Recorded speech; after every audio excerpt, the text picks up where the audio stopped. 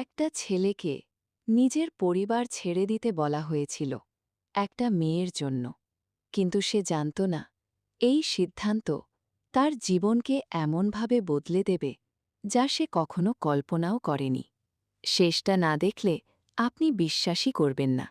একটি ছোট শহর, সাধারণ একটা কলেজ, সেখানেই শুরু হয়েছিল রাহুল আর আয়েশার গল্প।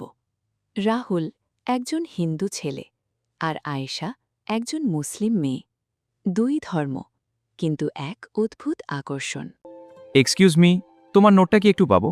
হ্যাঁ, কিন্তু ফিরিয়ে দিতে হবে ঠিকমতো।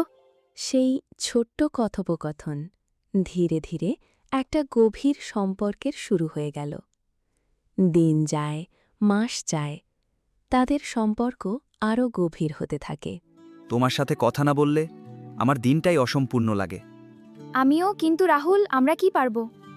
এক সময় বাস্তবতা তাদের সামনে দাঁড়িয়ে গেল।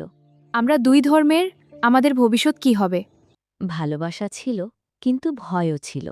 রাহুল একা বসে নিজের জীবনের সবচেয়ে বড় প্রশ্নের মুখোমুখি হল। আমি কি করব? আমি কি ঠিক করছি? সে ইসলাম সম্পর্কে জানতে শুরু করল, কৌতূহল থেকে। তারপর গভীরভাবে কোরআনের আয়াত, নামাজের শান্তি, সবকিছু তার হৃদয় ছুঁয়ে গেল। এটা শুধু আয়েশার জন্য না, এখানে সত্যি কিছু আছে। তার ভিতরে এক নতুন আলো জ্বলে উঠল। আমি সত্যটা খুঁজে পেয়েছি। আমি ইসলাম গ্রহণ করব। এটা কোনো জোর ছিল না, এটা ছিল তার নিজের সিদ্ধান্ত। কিন্তু তারই সিদ্ধান্ত সবাই মেনে নেয়নি। তুই আমাদের ছেড়ে দিচ্ছিস? আমি সত্যের পথে যাচ্ছি। সব বাধা পেরিয়ে তাদের বিয়ে হল। আজ থেকে আমরা একসাথে।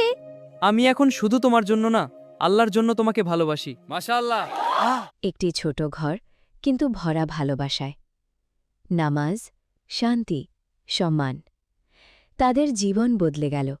ভালোবাসা যদি সচ্চি হয় তা মানুষকে সহি পথ দেখায়, কিন্তু সবচেয়ে গুরুত্বপূর্ণ সিদ্ধান্তটা নিজের হতে হয়। আপকি क्या মনে করতে हैं? ভালোবাসা মানুষকে বদল দেती है? কমেন্ট में জানায়। ভিডিওটি ভালো লাগলে লাইক, শেয়ার, সাবস্ক্রাইব करना ना भूलें।